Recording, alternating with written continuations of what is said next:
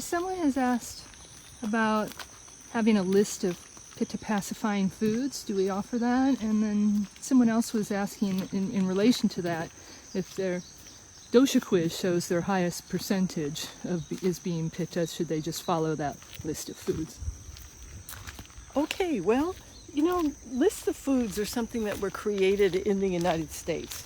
It was started to help people to get the idea of the doshas. However, looking at it just in isolation isn't really a good idea. If we have a dosha out of balance, if Pitta is out of balance, there is a group of Pitta Aggravators that I would suggest that you avoid, and that would be alcohol, caffeine, refined sugar. That would be caffeine in any form. Hot spicy foods, garlic, onions, chilies, fermented foods, excess of salt, adding it after cooking, and an excess of meat. And but just focusing on one dosha is going to bring you problems. So when there's an imbalance of Pitta, then you avoid the Pitta Aggravators. And then there's a general group of things. For example, if Vata is in excess, then you want to avoid light, dry, airy foods. So we use the principles and a holistic approach.